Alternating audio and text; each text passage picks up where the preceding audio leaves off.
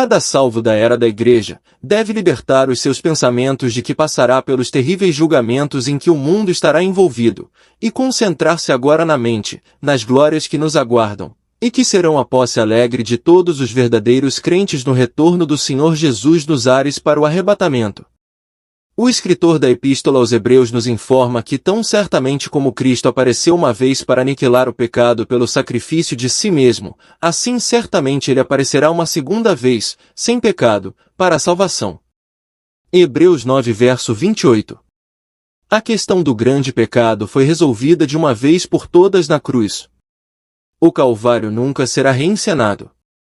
Quando Cristo voltar, esse grande evento será para a salvação. Então compreenderemos plenamente aquela salvação que foi designada por Deus nas eras eternas passadas, comprada por Cristo na cruz e realizada para nós pelo Espírito Santo.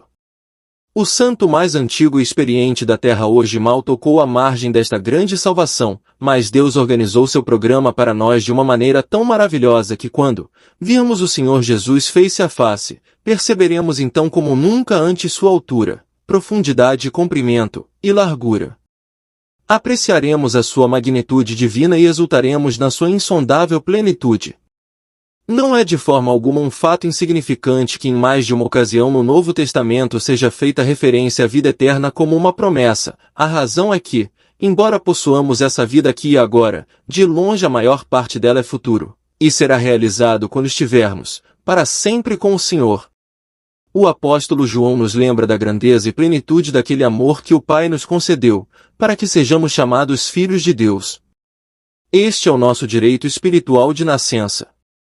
Esaú tolamente vendeu o seu direito de primogenitura por um mero bocado de sopa, mas, felizmente, é impossível para nós, como crentes, vender o nosso direito de primogenitura, pela simples mais profunda razão de que a nossa vida está escondida com Cristo em Deus. Tão grande valor divino foi atribuído àquela vida que nos foi comunicada, que Deus graciosamente a escondeu, e seu esconderijo é Cristo. Está, portanto, fora do alcance de todos os nossos inimigos. Mas o apóstolo continua seu tema fascinante dizendo, e ainda não é manifesto o que seremos. Se fosse manifesto, o que aconteceria? Se por um breve intervalo de 10 segundos Deus nos revelasse o nosso futuro, simplesmente seríamos incapazes de suportar esse peso eterno e extraordinário de glória. Portanto, é necessário que exerçamos aquela paciência de esperança pela qual Paulo lembra com elogios os cristãos tessalonicenses. Embora, no entanto, o panorama completo das maravilhas do céu ainda não tenha sido divulgado, isto já foi registrado, seremos como ele, Cristo. Comparadas com isso, todas as outras perspectivas se tornam insignificantes. O cumprimento destas 4 palavras verá a culminação, combinação e consumação de todos os propósitos eternos de Deus para conosco. Ver a face de nosso amado Senhor será realmente o paraíso, mas ser como Ele, quem pode dizer o que isso significará? Quando o apóstolo Paulo lembrou aos crentes filipenses que a sua cidadania estava no céu, ele aproveitou a oportunidade para informá-los ao mesmo tempo que uma magnífica transformação aconteceria no retorno de nosso Senhor Jesus Cristo, que mudará este corpo da nossa humilhação, que está sujeito ao fracasso, à doença e à morte, e o remodelará como seu próprio corpo glorioso, de acordo com a operação de seu poder onipotente. Isto constituirá a maior mudança em nossa história espiritual. Disse que os nossos corpos físicos estão em constante mudança, na verdade, mudam completamente 2 ou 3 vezes numa vida normal, mas, por mais frequente e por mais completa que estes corpos naturais possam mudar, uma mudança muito mais maravilhosa ainda está para acontecer. A imagem terrena foi tristemente manchada como resultado da queda, mas tão certamente quanto carregamos a imagem do terreno, certamente carregaremos a imagem do celestial. O primeiro item no plano divino de redenção foi a presciência de Deus, e aquele que conheceu o fim desde o princípio, predestinou que seríamos conformados à imagem de seu Filho. Isto formou o propósito transcendente que ele tinha em vista quando nos salvou pela sua graça. Mas tenhamos em mente que no céu preservaremos a nossa identidade. Não apenas o sol possui uma glória própria, mas a lua também possui uma glória que é dela. E não apenas isso, mas as estrelas também têm sua própria glória, e até elas mesmas diferem umas das outras em glória. Isto quer dizer que, embora estes corpos celestes manifestem uma glória combinada, eles também exibem uma glória individual. Assim será conosco quando amanhecer o dia perfeito. Seremos todos como Cristo e, nesse momento, cada crente preservará a sua identidade. Este assunto da identidade pessoal leva a uma pergunta que é feita com tanta frequência: conheceremos uns aos outros no céu? Sem dúvida que nos conheceremos. Há muitas evidências bíblicas disso. Para citar um dentre muitos, quando o apóstolo Paulo indicou aos santos em Tessalônica que eles eram sua esperança, e alegria e coroa de regozijo no retorno do Senhor Jesus, ele claramente deu a entender que os identificaria, embora fossem tão poucos entre eles, em vista das miríades dos redimidos daquele dia. A promessa final do Senhor Jesus na Bíblia é: certamente venho sem demora. De todos os eventos futuros registrados nas Escrituras, este está mais próximo do coração de nosso bendito Senhor. Para o cumprimento literal desta promessa, ele suportou a cruz e desprezou a vergonha. Ele agora está antecipando o momento em que verá o trabalho de sua alma e ficará satisfeito.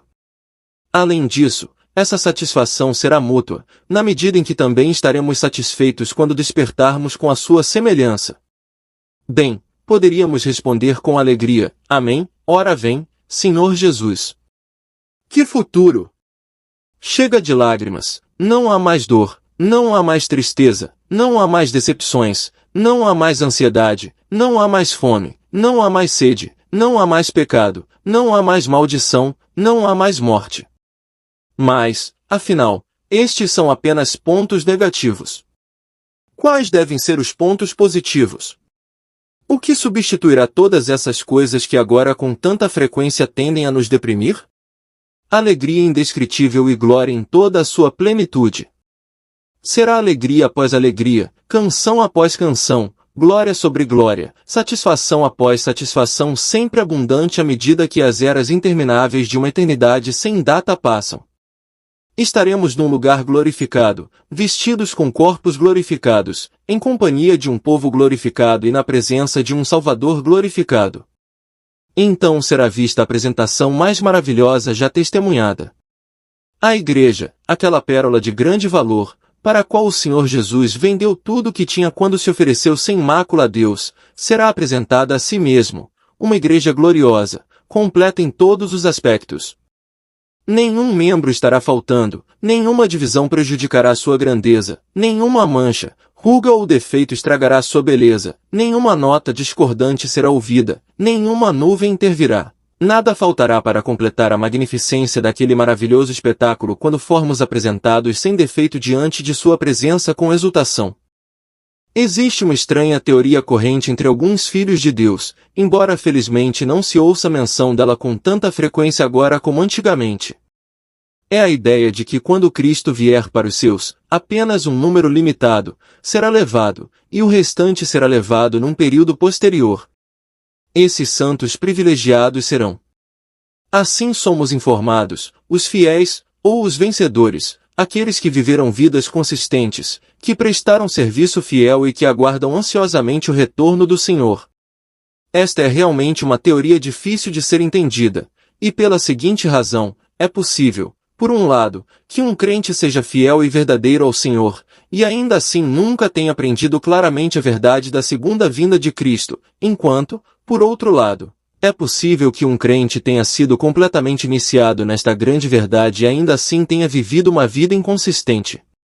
As palavras que encontramos em Hebreus 9, versículo 28, e aos que o esperam, ele aparecerá a segunda vez, tinham um significado especial para aqueles cristãos a quem a epístola foi dirigida, que estavam perfeitamente familiarizados com os serviços do tabernáculo. Quando o sumo sacerdote entrava no lugar santo para fazer expiação pelo pecado, o povo ficou do lado de fora, aguardando ansiosamente seu reaparecimento, isto por ser lindo em Levítico 16 verso 17 e Lucas 1 versos 10 e 21. Pode ter havido aqueles que ficaram um tanto descuidados com o passar do tempo, mas isso de forma alguma alterou o fato de que o sumo sacerdote entrou e saiu, para a bênção de toda a congregação de Israel. Da mesma forma, Cristo já foi oferecido para levar os pecados de seu povo, e em breve ele reaparecerá em favor de todos eles para aquele ato final de bênção, quando ele dirá: levanta-te, meu amor, formosa minha, e vem. Cânticos dos Cânticos 2 verso 10. Se for verdade que apenas os fiéis serão arrebatados quando o Senhor retornar, é de se perguntar quantos irão. Afinal, quem alcançou aquele padrão de lealdade que o tornaria digno de estar entre os primeiros a ascender? Na melhor das hipóteses, somos todos servos inúteis. Comparado com o que deveria ser, o nosso amor é frio, o nosso serviço é pobre, a nossa influência é limitada. Não é isso? Se for uma questão de mérito, nenhum único santo irá. Se for uma questão de graça, e certamente é, então toda igreja irá embora. Finalmente, lembremo-nos sempre de que, assim como a nossa esperança está centrada em Cristo, a sua esperança está centrada em nós. Muitas vezes lemos no quarto evangelho que ele desceu do céu, não para fazer a sua própria vontade, mas a do Pai que o enviou. A grande missão do Senhor Jesus a este planeta pode ser resumida nestas palavras: Eis, eu venho para fazer a tua vontade, ó Deus. Isto foi particularmente manifestado no jardim do Getsêmani, quando, sob a sombra da cruz, ele disse: não seja feita a minha vontade, mas a tua. Mas houve uma ocasião em que ele expressou definitivamente o desejo do cumprimento de sua própria vontade, e o registro está em João 17, versículo 24. Pai, quero que onde eu estiver estejam comigo também aqueles que me deste, para que possam contemplar a minha glória. Quão grandioso é perceber que esse anseio intenso da parte de nosso bendito Senhor está tão intimamente ligado aos seus redimidos. Qualquer outro pensamento, todos os outros propósitos, todas as outras expectativas eram subservientes a esse tremendo anseio de seu coração. Tenhamos, portanto, coragem, por quê? Porque a nossa salvação está agora mais perto de nós do que quando aceitamos a fé. Romanos 13 horas e 11.